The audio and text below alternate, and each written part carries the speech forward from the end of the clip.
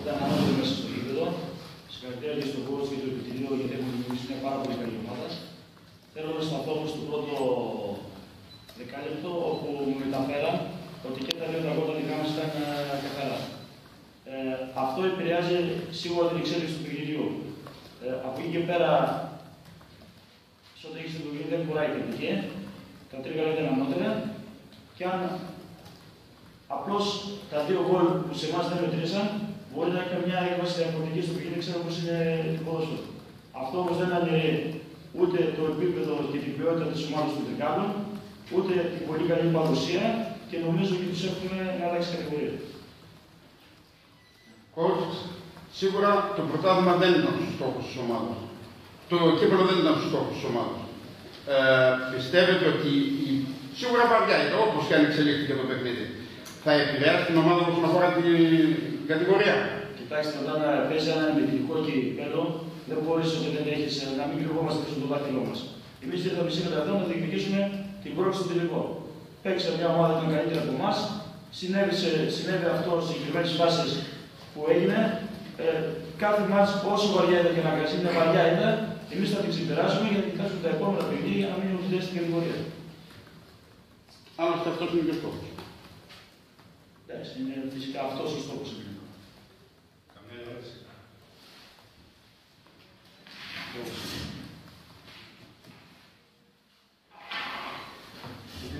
Καλησπέρα και από μένα. Να ευχαριστήσω τον συνάδελφο για τα καλά του λόγια και για την ομάδα μου αλλά και για μένα. Μπορώ να πω σήμερα ότι είναι μια ιστορική μέρα για την ομάδα μας. Κερδίσαμε έναν αντίπαλο που παρόλο το σκορ νομίζω ότι είναι μια αρκετά καλή ομάδα με έμπειρους ποδοσφαιριστές. Το μόνο που κρατάμε από αυτή τη νίκη είναι το ότι η ομάδα πήγε στο τελικό, ότι γράψαμε πραγματικά ιστορία με αυτή την πρόκλησή μας στο τελικό.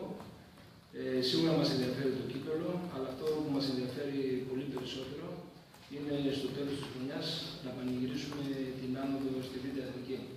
Γνωρίζουμε ότι είναι πάρα πολύ δύσκολο αυτό, αλλά θα προσπαθήσουμε όλοι μαζί, διοίκηση, ποδοσφαιριστές, προπονητικό επιτελείο, αλλά και όλοι οι υπόλοιποι των Τρικάλων, να πετύχουμε αυτό το στόχο που έχουμε. Και έχουμε και πιστεύω να το πετύχουμε. Έχουμε στο Μίλτο, που είναι ένας πάρα πολύ καλός και έμπειρος προπονητής. Έχουμε το στόχο που έχει βάλει, γιατί πραγματικά ανέλαβε σε μια δύσκολη περίοδο την ομάδα της Αγιάς. Το στόχο που έχει βάλει έχουμε να τον κατακτήσει και δεν είναι άμεσα από την παραμονή. Αυτά. Εγώ η ομάδα είναι πιο απελευθερωμένα σήμερα. Πού οφείλεται αυτό κάτι νόμιζα? Δεν το βλέπω ότι έπαιξε απελευθερωμένα. Απλά ο Τωτίας, αυτό που είπε και ο συνάδελφός μου, ήρθε για να διεκδικήσει την πρόκριση. Δεν ήταν μια ομάδα που κλείστηκε πίσω. Ωραία. Δυστυχώς, στα παιχνίδια του πρωταθλήματος, αν εξαιρέσουμε το προηγούμενο παιχνίδι του Τζαριτσάνη, όλες οι ομάδες έχουν διακρίνονται πίσω. Είναι μέχρι να βάλουν το πρώτο γκολ. Γιατί και κατοχή έχουμε μπάλα στα προηγούμενα παιχνίδια, αν δείτε, αλλά και τις περισσότερες ευκαιρίες έχουν βγει από τους αντιπάλους. Δυστυχώς όμως, όταν έχεις να κάνεις με 10 και 11 άτομα στα 2/3 του γηπέδου, στο τρίτο επιθετικό το δικό μας, νομίζω ότι υπάρχει πρόβλημα.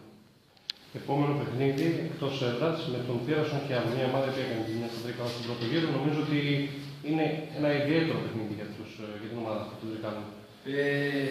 Δεν είναι μόνο ιδιαίτερο παιχνίδι αυτό με τον Πύρασον, είναι ιδιαίτερα τα 9 παιχνίδια που μείναν στο πρωτάθλημα και ο τελικός.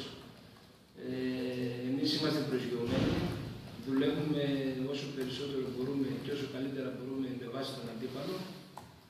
Είναι μια δύσκολη έδρα, είναι Αχίαλος. Εύχομαι και πιστεύω να είμαστε αυτοί που πρέπει, ούτως ώστε να πάρουμε τους 3 βαθμούς της νίκης και εκεί. Είναι πάρα πολύ δύσκολο, αλλά θα προσπαθήσουμε να το καταφέρουμε και σε αυτή τη δύσκολη έδρα. Έσπασε και εκείνη με τα πέναλτι σήμερα. Είχα την έσω και χτέρι στον Αγγελί, γι' αυτό ένα σχόλιο. Να σας πω την αλήθεια, δεν με ενδιαφέρει ούτε το σκορ ούτε τα πέναλτι. Αν είναι να κάνουμε σε κάθε παιχνίδι 2 πέναλτι και να κερδίσουμε 1-0, ο πρώτος που θα πανηγυρίζω θα είναι εγώ. Γιατί αυτό που μετράει είναι 3 πόντοι, 3 βαθμοί. Coach, περιμένατε ότι θα είναι τόσο εύκολο το παιχνίδι ή το κάνατε εσείς εύκολο ή ήταν τόσο κακή η αγιά, τι ήταν αυτό που ανέβασε το δεύτερο σκορ? Δεν περιμέναμε να είναι τόσο εύκολο και φάνηκε αυτό στα πρώτα 10 λεπτά. Νομίζω ότι στα πρώτα 10 λεπτά το παιχνίδι ήταν πολύ ανοιχτό, με 2-3 ευκαιρίες από την ομάδα της Αγιάς και 2-3 ευκαιρίες εμείς.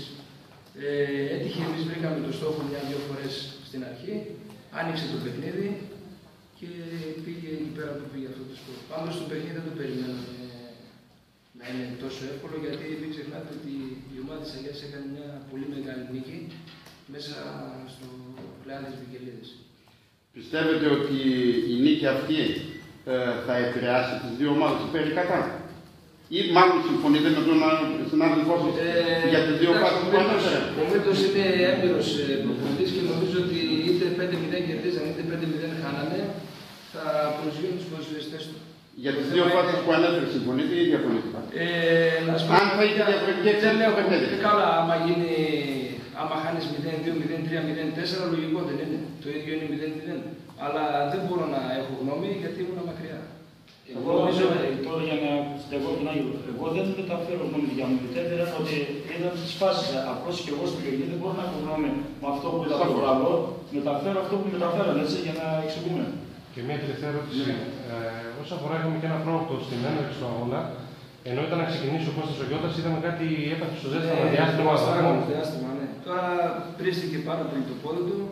Εντάξει, είναι μια ατυχία, νομίζω το ξεπεράσει. Δεν ξέρουμε τώρα, είναι να πάει στο νοσοκομείο να βγάλει ακτίνες. Θα ενημερωθώ, θα δούμε. Ευχαριστούμε πάρα πολύ.